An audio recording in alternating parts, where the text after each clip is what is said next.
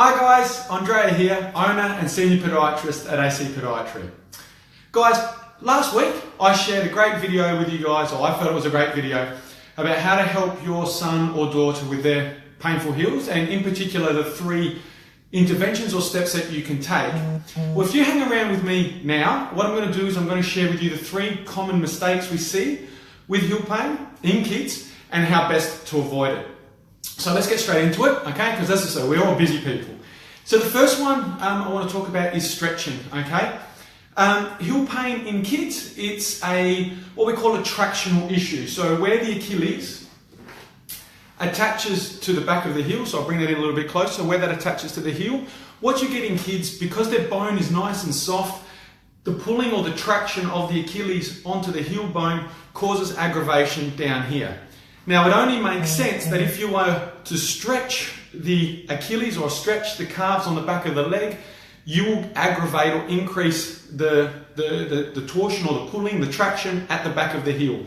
So if you have a kid who is having painful heels, even if their calves are tight, whilst painful, please avoid stretching, okay? If they've got tight calves, massage them, by all means, rub them out, okay?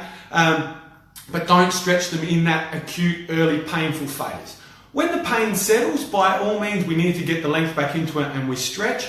But if the heel is painful, stretching it is only going to aggravate the problem. Okay, so that's number 1.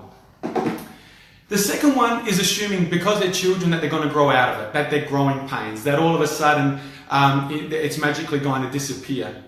The condition we're talking about is called Sever's disease, and it is what we term a self-limiting condition. So that means over time, once the growth plate and the bone hardens, the problem will disappear. But we know that kids go through puberty for anywhere between 2 to 4 years. So, and I've had some children who have had heel pain for as long as 2 years.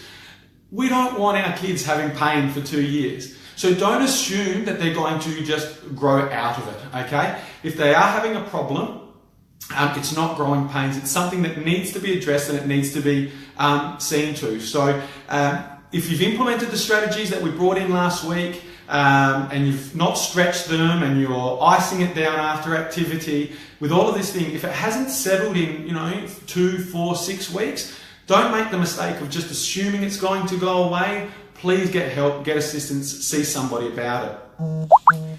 The final mistake we see is people who want to keep pushing and keep doing activity, okay? It is a mistake, okay? This is an overuse injury. It's what we term a load-based injury. So if you take a child who's got a painful heel, which has generally occurred because we've spiked the activity, so like we said last week, gone from doing very little activity to all of a sudden training 3 or 4 times a week, if you continue to increase that activity or continue working that child at a really high intensity, you're only going to make the problem worse and make it quite recalcitrant and really hard to shake.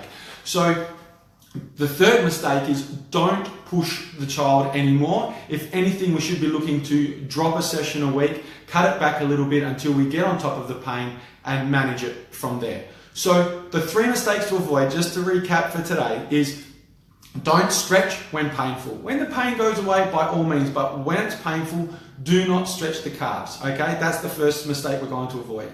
The second one is it's not growing pains. It's not going to magically disappear. It does need some form of intervention, whether it's footwear, heel raisers, taping, or professional care. You're going to need one of those 3 interventions as well.